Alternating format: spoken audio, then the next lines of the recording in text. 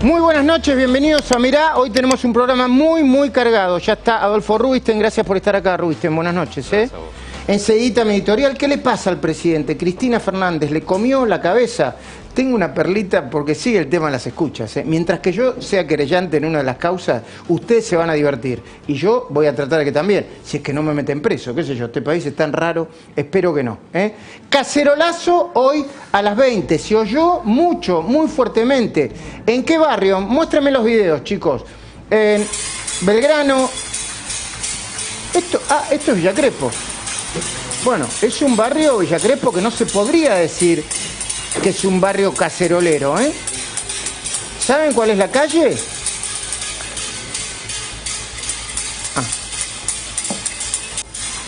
Bueno, si esta es Ciudad de la Paz, yo no sé si es Villa Crespo, debe ser a la altura de Ciudad de la Paz, a mí me da Belgrano, pero no sé la altura.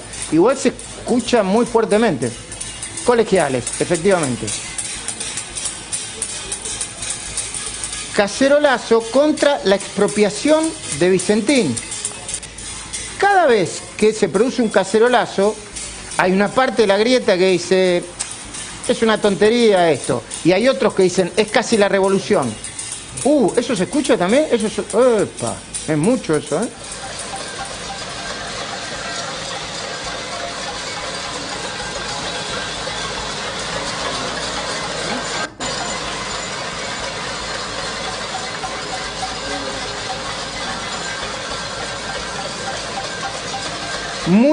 Mucho ruido y muy prolongados, Mucho ruido y muy prolongados.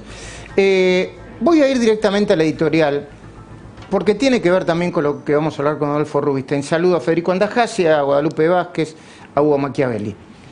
Y avísame, Franco, cuando empezamos a transmitir por Instagram TV, que los voy a saludar a mis amigos de la cuarta pared. Instagram TV para nosotros es la cuarta pared. Y en el corte le contestamos a los seguidores de Instagram TV. ¿Qué le pasa al presidente? ¿Cristina le comió la cabeza desde el punto de vista psicológico? No es agresivo, le comió, es coloquial. A pesar de los años que lo conozco al presidente, no yo, muchos de nosotros, Eduardo Van der Koy, por ejemplo, quien hoy escribió una nota muy fuerte vinculada con esto mismo. Yo lo conozco hace mucho tiempo, desde antes de ser jefe de gabinete, muchos años antes. A veces me cuesta entender qué le está pasando al presidente. En serio, Sin ir más lejos, hoy acaba de decir algo. Por ahí fue a la mañana, estaba dormido, por ahí estaba entrevistado, viste, con uno de esos periodistas que le tiran todos centros a la cabeza, entonces estaba relajado. Peligroso eso, Se lo digo como a los jefes de Estado y a todos los dirigentes políticos. Peligroso cuando te entrevista uno que es amigote, porque vos estás relajado, estás medio dormido, y por ahí, como no estás tenso y focalizado, decís cualquier cosa. Cualquier cosa. No pensás lo que decís. Hoy acaba de decir algo no muy propio de un jefe de Estado, en el medio de una pandemia. Yo voy a citar el textual. Alberto Fernández advirtió, textual, esperame un segundo. Tendríamos que estar en la fase 1, en cuarentena absoluta. Ese fue el textual. ¿Sabés el lío que armó con eso? Porque en efecto lo dijo. Pero a ver, pongamos en contexto. ¿A quién se lo dijo? ¿Por qué eres el encargado de decir, ahora estamos en fase 1, ahora estamos en fase... ¿A él mismo? ¿Se lo dijo Horacio Rodríguez Larreta? ¿Se lo dijo Axel Kicillof? Decimos que no es muy propio de un jefe de Estado en el medio de una pandemia y preguntamos a quién se lo dijo por una sencilla razón. Esto es cuestión de sentido común, ni siquiera ni político ni sanitario. Es el máximo responsable de la toma de decisiones sanitarias. Entonces, cuando el máximo responsable te dice, che, en una de esas tenemos que volver a fase 1, ¿vos qué haces? Ah, mamita, estoy en fase 1. Desde el punto de vista psicológico es así, ¿no? Claro, pero además... Papá, está hablando papá o el tío Alberto. Bueno, ese es el punto, ¿no? El paternalismo. Porque un jefe de Estado, ¿qué hace en estas situaciones? Volvemos a fase 1 o no volvemos a fase 1. Pero como si fuera un espectador o un padre que dice deberíamos... Claro. No, ¿cómo deberíamos? No, yo le digo, desde el punto de vista psicológico, presidente y a sus asesores, no se puede disociar tan rápido. No puede ser. un consejero, un comentarista, un periodista, el que esté al frente del Estado, el que lleve la pandemia. Y afirmar eso puede significar varias cosas. Bueno, un montón de cosas. A mí y a todos los periodistas nos habrán llamado para preguntarle tipo estas cosas. Una, que Alberto Fernández efectivamente dijo, nos equivocamos, me equivoqué, me hago cargo, vamos todo para atrás. ¡Wow! Todo para atrás. Y que agregue, veremos cómo lo corregimos. Eso es una de las cosas que puede significar. Dos, la culpa no es mía, sino de Horacio Rodríguez Larreta, pelito para la vieja, porque mirá la gente que está corriendo por ahí, esto es irresponsable. Después vamos a hablar de la hipergrieta entre los militantes de la cuarentena y los militantes de la anticuarentena. Entonces, la segunda interpretación, la culpa la tiene Horacio. De hecho, él dijo, yo lo llamé Horacio. Horacio, entonces los medios dicen, el presidente retó al jefe de gobierno de la ciudad. ¿Qué nivel de frivolidad para una pandemia? Por favor. O puede decir, tres, dejémonos embromar. Desandemos el camino, y esto lo agrego yo, sigamos fabricando stickers de quédate en casa. Muchos stickers de quédate en casa. Vamos a hacer ¿cómo se llama? Un stock importante. De nuevo, dicen que el presidente retó al jefe de gobierno de la ciudad cuando vio imágenes de la estampida de los runners en los parques porteños del lunes pasado. Después vamos a hablar de eso con Adolfo Rubinstein. Explicó que comprendía, pero que lo emplazó para que lo evitara. Bueno, en las redes sociales respondieron con las imágenes de descontrol y la falta de aislamiento que se puede ver, y si no es fake news, son reales, en La Matanza. ¿Están ambos videos para ver con qué se tiraban? ¿Tenés el de La Matanza? Bueno, esto pasaba en La Matanza, creo que era ayer a la noche, ¿no?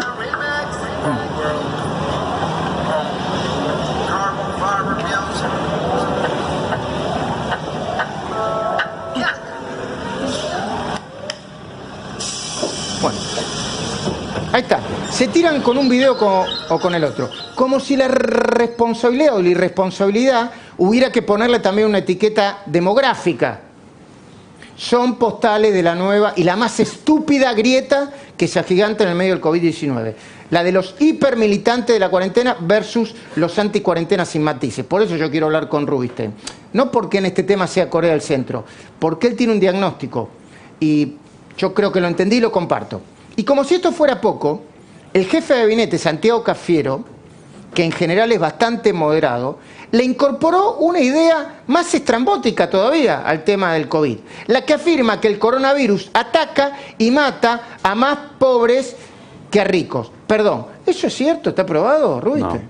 No, o sea, la pobreza produce enfermedad y la enfermedad perpetúa la pobreza. Eso no es lo que está ocurriendo respecto al COVID-19.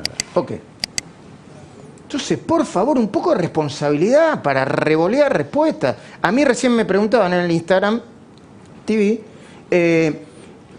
¿cuándo vamos a salir de la pandemia? Y yo empecé, bueno, mirá, así que... Y después dije, qué sé yo cuándo vamos a salir de la pandemia. Sería una irresponsabilidad decirlo, ¿no? Tenemos que ser responsables. Bueno, no parece extraño igual, que revoleen definiciones políticas. También lo vi decir ayer en la extensa e interesante entrevista que le hizo José del Río, que quienes hablan de Venezuela como un país dañado, pobre y con un gobierno autoritario, están discriminando o devaluando a los venezolanos. Es una interpretación bastante ingenua, ¿no? Bastante ingenua. Absolutamente, como pensar que en la época de la dictadura militar todos los argentinos éramos derechos humanos, ¿no? Bueno, o ingenua o forzada. A ver, cuando el presidente habla de Suecia, que está atacando a todos los suecos, no, está haciendo un análisis. Como sea, antes de entrar en pánico, yo te recomiendo que sigas la curva de las camas ocupadas a partir del COVID. Ese es el dato. Perdón, ahora lo desarrollamos. Ese es el dato, ¿no? Es uno de los datos fuertes. Uno de los datos. La curva de las camas ocupadas. No es porque no sea importante que suban los contagios, la cantidad de contagios. Es importante. No es porque no sea importante que suban la cantidad de muertos. ¿Cómo no va a ser importante? Pero para saber si esto se va a espiralizar, seguí la curva de las camas ocupadas. Y no dejes que te metan miedo. No dejes que te metan miedo. Porque eso es política. Que te metan miedo es política. Que te corran porque está desesperado por salir a correr 5 minutos, es política. No te dejes meter miedo. No vamos a construir un país mejor si nos meten miedo del poder y nosotros nos dejamos meter miedo. Cuando veamos esa curva, y si esa curva, la de las camas, pica muy alto, es probable que estemos entrando en una zona muy peligrosa. Todavía, entiendo yo, todavía esto no sucedió. Todavía, hoy, a esta hora, esta curva no ofrece mayores cambios, no se disparó. Perdón, ¿estoy equivocado, Rubiste? No, por ahora no. Ok. La otra afirmación del presidente, que me sorprendió, es cuando dijo que en España, después de autorizar las salidas a correr, volvieron a prohibirlas. ¿Y saben por qué me sorprendió? Porque eso en España nunca sucedió. Yo dudaba, ¿viste? Cuando uno empieza... yo dudaba, digo, che, pero en España volvieron para atrás con la cosa. Entonces, Gustavo Noriega, que es un periodista, compañero en la mañana de CNN Radio, Gustavo Noriega, que tiene como un sitio que se llama Analizando Curvas o algo así, tiene todas esas curvas. Bueno, nunca se volvió atrás en la flexibilización de la cuarentena para los runners. El presidente dijo que sí. No, perdón, yo no quiero cargarle las tintas personales, pero digo, nadie le dice que tiene que chequearlo. Un presidente no puede revolear datos. Si me cuido yo de revolear datos, ¿por qué un presidente revolea datos que tiene que ver con otro país? Decime, Guada. Lo que sí sucedió en España fue un fuerte cacerolazo para que flexibilizaran más la cuarentena, y eso no lo dice Alberto. Bueno, a ver, en todo caso que no diga lo que digo, que diga lo que diga. Lo que no puedo decir son cosas que no sucedieron, no sucedió. Por eso yo a veces pregunto, ¿qué le está pasando a Alberto Fernández? Hay sobre él una hipótesis todavía más inquietantes, y lo que arroja dudas, nada más y nada menos que sobre la autoridad presidencial.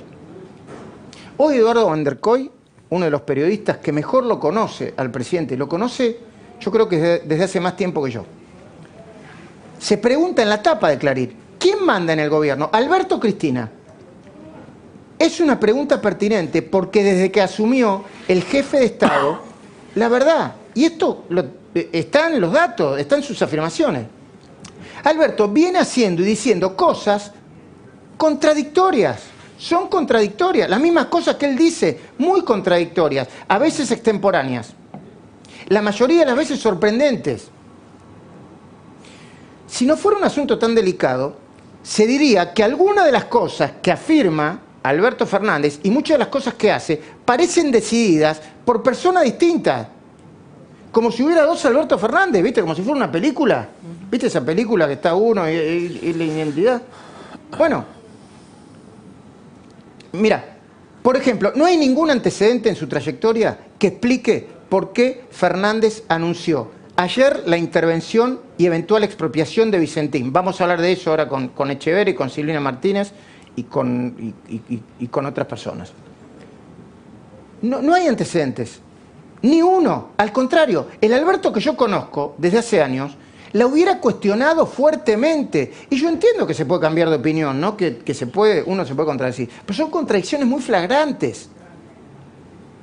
El Alberto que yo conocí hace años habría advertido sobre el ruido que podía hacer, y que de hecho está haciendo, en la negociación por la deuda.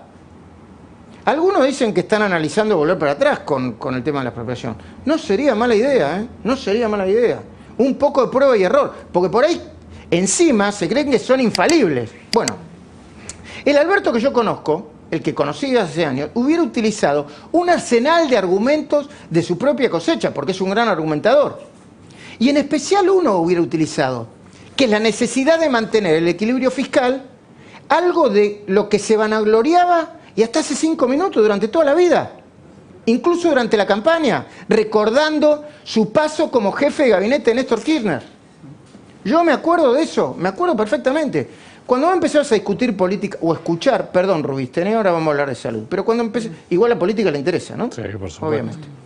Por Guadalupe parece que está interesada, Machiavelli también y Federico también. Y vos que estás del otro lado también. Mira, cuando Alberto discutía política económica, ¿sabés qué era lo primero que decía? Pelito para la vieja. Néstor y yo, superávit gemelos. Y ahí se te acaban los argumentos. Así que dicen que nosotros, superávit gemelo. Y ahora, a ver, la expropiación de Vicentín va a hacer que la Argentina tenga que desembolsar por esa expropiación de entrada, por lo menos 1.500 millones de dólares. 1.500 millones de dólares en el medio de esta pandemia. Por eso pregunto, ¿qué le pasó al presidente? ¿Qué le está pasando? ¿Está siendo doblegado desde el punto de vista psicológico por la vicepresidenta? Porque esto es algo que nadie analiza, ¿sabes? Yo sé porque conozco muchos kirchneristas, hablo con muchísimos kirchneristas, con gente de la Cámpora, con gente muy cercana a Cristina. No se preocupen que no voy a decir quién es, a ver si después Cristina se enoja. Pero Cristina, además de ser una gran política, tiene una gran cualidad. Te come la cabeza. Sí, ¿vos sabés lo que es comerte la cabeza? Sí. Melonear, ¿cómo se dice? Sí, bueno, psicopatear podríamos decir. Pero psicopatear es medio... Sí, pero... No. Picaceta. Claro, te come la cabeza. Te come la cabeza. Te envuelve con sus argumentos, no te deja salir, te gana por cansancio, te come la cabeza. Yo no lo asimilaría a psicopatear porque en algunos casos sus consejos deben ser buenos. Bueno, entonces mi pregunta es, ¿Alberto Fernández se cristinizó por miedo? ¿Por qué hay un miedo latente? Alberto Fernández es una persona responsable.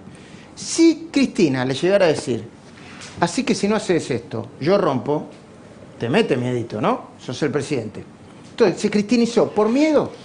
¿Porque no tiene masa crítica política para enfrentarla? ¿O por cálculo político? Las respuestas a estas preguntas son urgentes.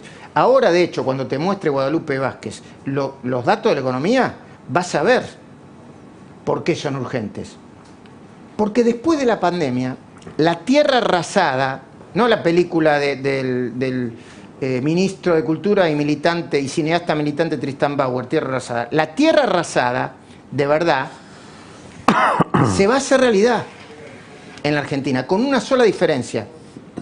Ya no gobierna Mauricio Macri como para echarle toda la culpa del desastre. Y para que veas que no exagero cuando te digo que algunas de las cosas que dice y que hace Alberto parecen realizadas por personas distintas, con una línea de tiempo muy cortita, mirá estos dos videos de Alberto Fernández. Uno es de un programa de Joaquín Morel Solá, creo que era de 2012. Sí, muchos años, pero pocos en la historia reciente. Ahí habla sobre la reestatización de YPF. Y en el otro habla sobre vudú y sobre chicones. Hace un ratito nada más, 2016 en términos históricos. Es el mismo Alberto Fernández que hoy es presidente, te lo juro.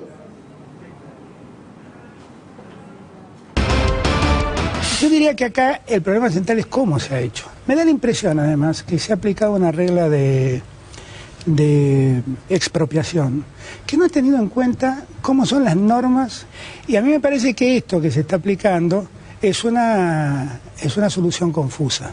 ¿Por qué no pudimos encontrar una solución distinta a la irrupción del Estado de este momento? Mire, Joaquín, los argentinos tenemos que entender que hace muchos años generamos desconfianza.